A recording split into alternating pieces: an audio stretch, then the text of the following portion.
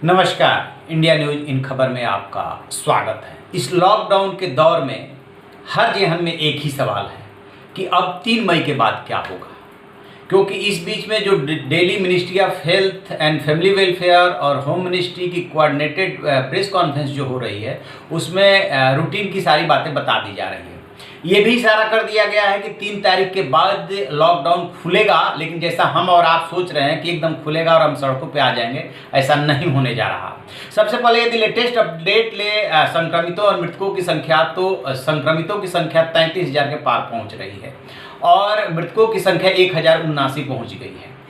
और यदि जिलों की बात करें कि ये 3 मई के बाद क्या होगा, तो उसमें गृह मंत्रालय ने जो ट्वीट किया है उसमें साफ साफ कहा है कि 3 के बाद यानी 4 तारीख से आगे के लिए नई गाइडलाइंस जारी होगी। मीनिंग देयर बाय कि भारत में कुल जो है 735-36 जिले हैं, उनमें से 300 कोरोना फ्री हैं। ये हेल्थ मिनिस्टर डॉक्टर हर्षवर्धन बता चुके हैं।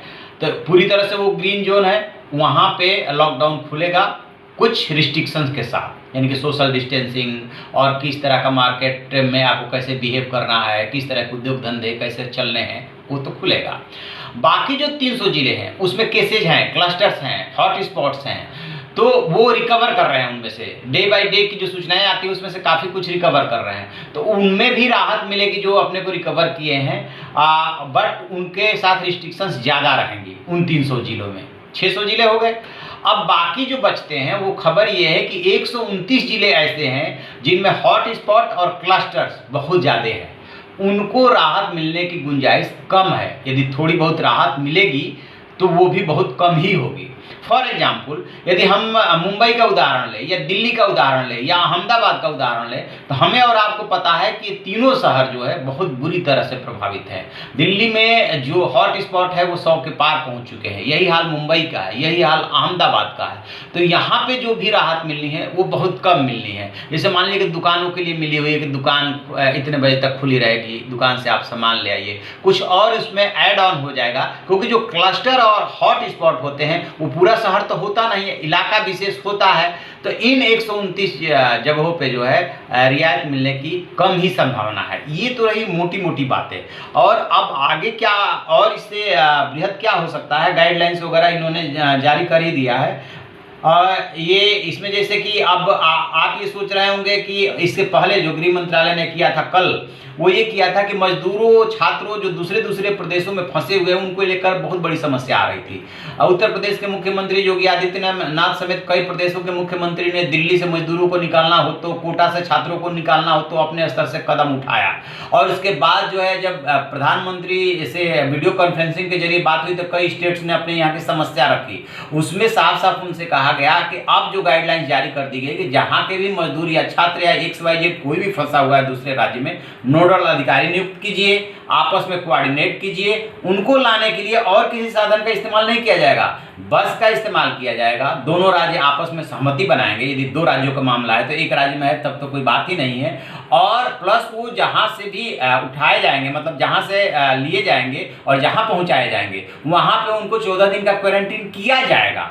तो उसके लिए भी गाइडलाइंस जारी कर दिया गया। तो ये लॉकडाउन खुलने से पहले ही बहुत सारी चीज़ें धीरे धीरे खुली जा रही है। जहाँ जहाँ लोग फंसे हैं उनको वापस बुलाया जा रहा है। अब आप सोच रहे होंगे जो विदेशों में फंसे हैं वो, तो विदेशों में फंसे हुए लोगों को वापस लाने में ये दिक्कत हो रही है कि शुरू में तो गवर्नमेंट ऑफ इंडिया ने ये काम किया, बट बाद के दिनों में ये दिक्कत कि सारी इंटरनेशनल फ्लाइट बंद है, तो या तब उनके लिए चार्टर्ड प्लेन जाए, इसलिए उनको वापस अभी नहीं लाया जा रहा है। गवर्नमेंट ऑफ इंडिया ने इस पे जो अभी तक अपना रुख जताया है वो यही जताया है।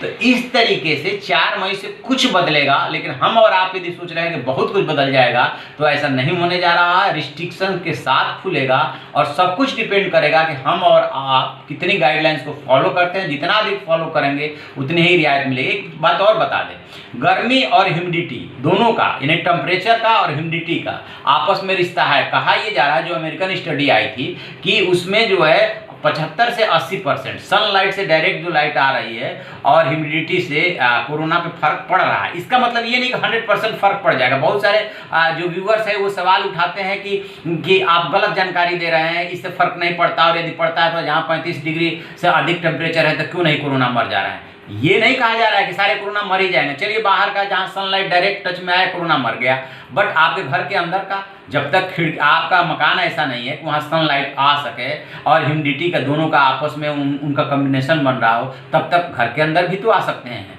तो बहुत सारे इसमें फैक्टर्स काम कर रहे हैं। उसमें गर्मी एक फैक्टर है, गर्मी से मतलब टेम्परेचर एंड सनलाइट इसमें सबसे महत्वपूर्ण फैक्टर है।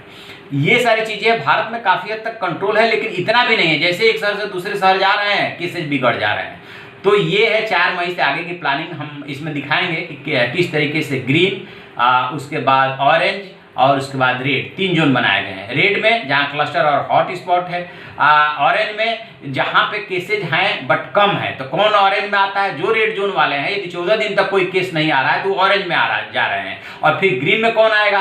तो ऑरेंज से ग्रीन में आने के लिए 14 दिन चाहिए, और यदि रेड से ग्रीन में आना है तो फिर 28 दिन का आपको ये मेंटेन करना पड़ेगा कि कोई केस ना आया हो, तब जाके ग्रीन जोन में आएंगे। तो इस तरीके से 3 जोन बनाए गए हैं। तो 300 प्लस 129, तो ऐसी कुछ प्लानिंग है। देखते हैं आगे क्या होता है। जो भी अपडेट होगा हम आपको बताएंगे। आप देखते रहिए हमारा डिजिटल चैनल इन खबर। Thank you. इन खबर चैनल को सब्सक्राइब करें और बेल आइकन दबाना ना भूलें।